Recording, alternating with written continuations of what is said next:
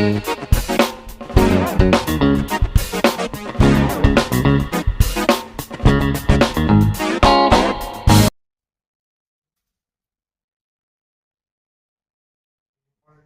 Change করলাম, হ্যাঁ,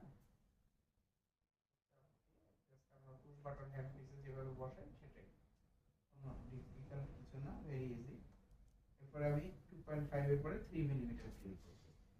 এভাবে এটা আমরা যেভাবে নরমালি রিমার রুট ক্যানালের জন্য রিং ফাইলিং করি, অনেকটা কাছাকাছি টেকনোলজি, ঠিক আছে। আমরা একইভাবে সিকোয়েন্স বাড়াবো ধীরে ধীরে,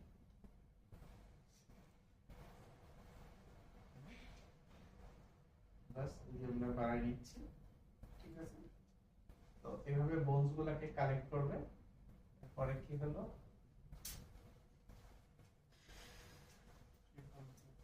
এটা হচ্ছে 3.5 ট্রিলিয়ন দিচ্ছি, আস্তে আস্তে ডায়ামিটার, আস্তে আস্তে ডায়ামিটার।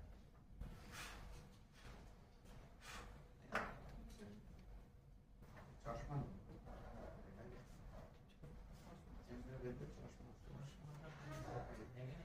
চেম্বারের ভিতর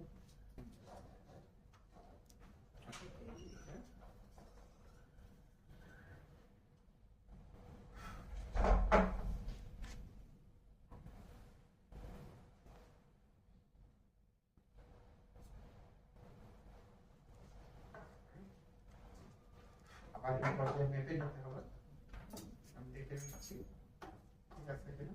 ইমপ্লান্টটা করে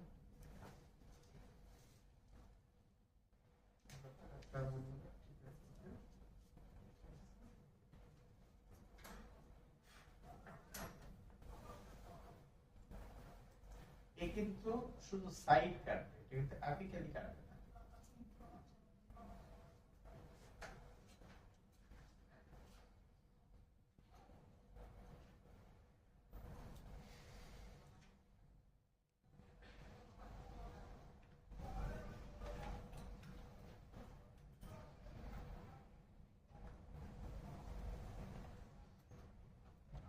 এটা 5 মিলিমিটার, রাইট, আমাদের লাস্ট ফিল।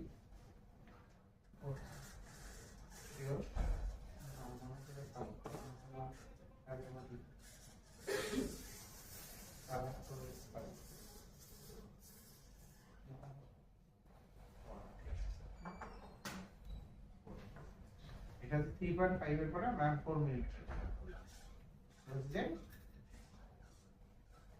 4 মিলিমিটার এরপরে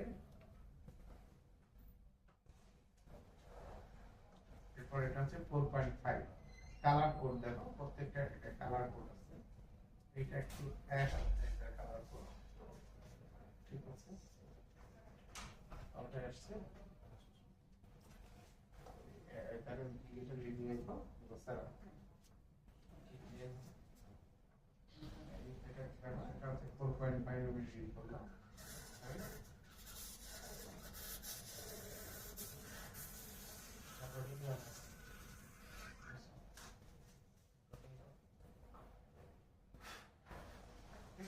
এই যে এখানে এই ডিটা হচ্ছে কি পুরো বোন চিপসে আমার প্রিজার্ভ হবে, হ্যাঁ, যার ফলে এক্সট্রা বোন চিপস লাগার সম্ভাবনা কমে যায়, অনেক কস্টলি মেমরি শেষ।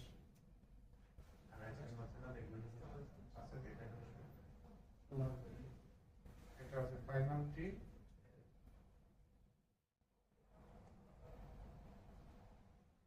ফাইনাল ডিটা কি করব, এটা হচ্ছে 5 মিলিমিটার, যেহেতু আমার ইমপ্ল্যান্ট সাইজ, কাজে আমার ফাইনাল হলো 5 মিলিমিটার, হ্যাঁ।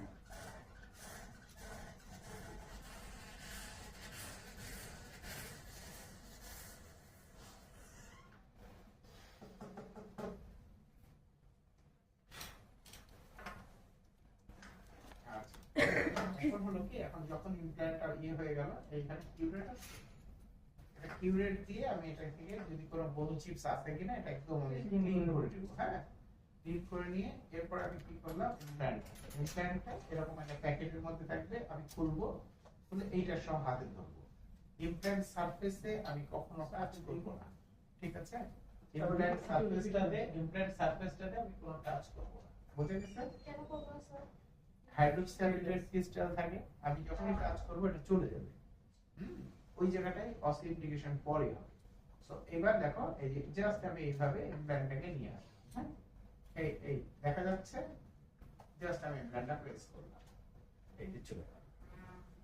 জাস্ট প্রেস করলে প্রেস করো, যদি কোনো কারণে আটকায় তখন আমরা কি করি, আমরা হচ্ছে এইটা একটু এই যে এইটার হেল্প নিব, এরকম করে দিয়ে এরকম ভাবে এই জায়গাটা একটু হ্যামারিং পেশেন্টের মুখে এভাবে কিভাবে করে। করব একটু আলতোভাবে করা লম্বাটা তোমার কিভাবে? স্পেস কিভাবে পাবো যখন পেছনের দাঁত হবে তখন আমরা এটা ইউজ করব, পেছনের দাঁতের জন্য অ্যাঙ্গুলেশন ইউজ করব, তখন এরকম হবে, ঠিক আছে? ওটা কোন ইউজ করে যে হ্যাঁ এই সিস্টেমে টপ লাগে, ওই সিস্টেমে এই সিস্টেমটা অনেক ইজি, খুবই ইজি এবং খুব কমফোর্টেবল। ওইটার যে অন্য সিস্টেম সিস্টেমে এখন দেখো কি হলো, এটা হয়ে গেল তো এবার আমি কি করব, আমি এটাকে কেটে ফেলবো, রাইট? এই যে এটা আমি কেটে ফেললাম, এই কেটে ফেললাম, তাহলে আমার হিলিং প্লাগ বা কিছু লাগবে।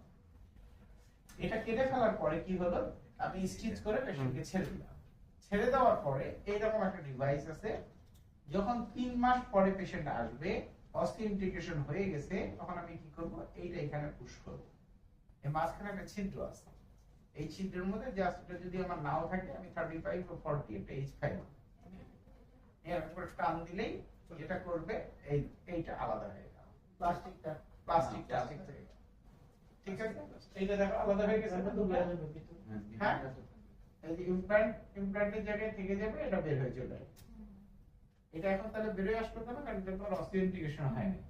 সেটা 3 মাস পরে করব হ্যাঁ 3 মাস পরে, 3 মাস পরে এটা ছড়ে গেলে তখন আমি কি করব, তখন আমি এই সেম ডেতে আমি এখানে এবার এই যে অ্যাবার্টমেন্টটা এই যে এরকম পেস্টের মতো করা আছে না, এটা কিছু না, দেখতে একদম একটা কি আমার টুথ, যেমন আমি টুথপিক কালেকশন করি সেই রকম একটা জিনিস, আর কিছু না।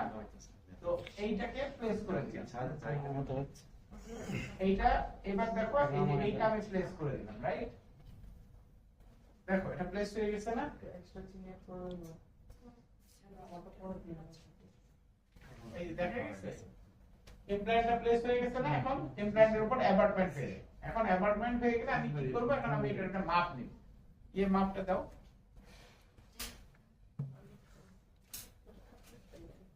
আমার ওয়ার জন্য টাইম আলাদা হবে এটা এটা প্লেস করার সাথে দেখি ইমপ্রেশন নিয়ে নিব যদি সেট করব এটা তুমি যদি এটা গ্রাম লেভেলে এটা হচ্ছে হিলিং অ্যাপার্টমেন্ট পাওয়া যায়, যদি তুমি হিলিং অ্যাপার্টমেন্ট লাগাও, তাহলে হিলিং অ্যাপার্টমেন্ট না হলে তুমি যদি গ্রাম লেভেল থাকে, সবকিছু ঠিকঠাক থাকে, সেটা দিয়ে পেশেন্টের কোনো অসুবিধা নেই।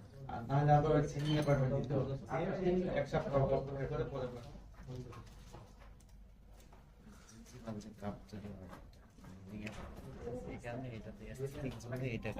সহজ একটা জিনিস।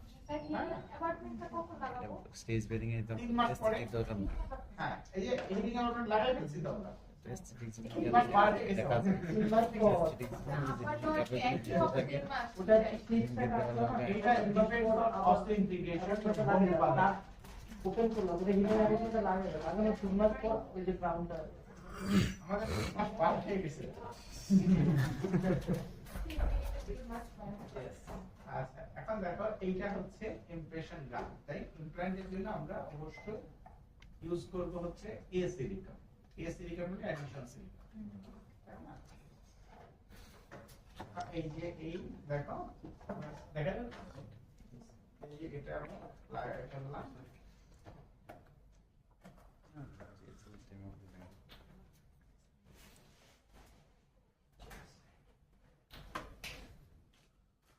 এখন এটা কই বিকাশ দেখা যাচ্ছে, এখন আমি কি করব, এই সিলিকনটাকে আমি নিলাম ট্রে টাইপের আমাদের ট্রে আছে,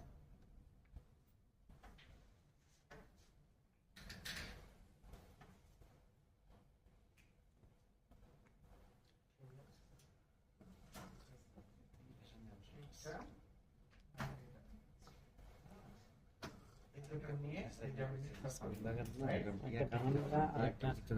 একটা ভ্যানিলা একটা ফ্লেভার দেয় না একটা ভ্যানিলা এক্সেস করো এই সময় আমি কি করব ওটা এই সিস্টেমে লাইট বডিটা যেটা লাগানো এটা সহ্য করে এই যে লাইট বডিটা আমি দিয়ে প্লাস্টিক দিচ্ছি। এই যে ইম্প্যারেটিভ চারপাশে লাইট বডি ওই পারমানেন্ট সিগন্যাল বের করে ঠিক এটা আছে সমান নিয়ে তারপরে ওইটা এটা যেরকম স্ক্রু লাগানো হবে ওরকম দিলাম ভাই একটু জুম করো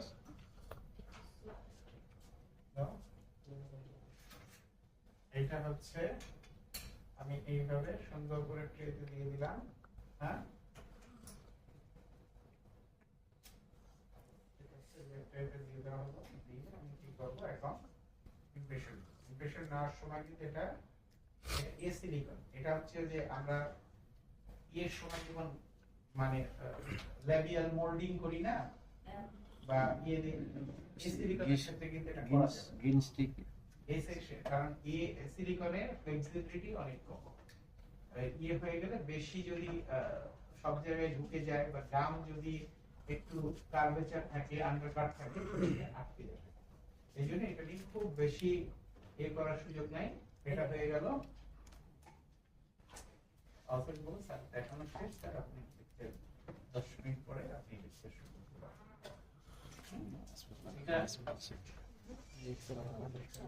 স্যার আপনি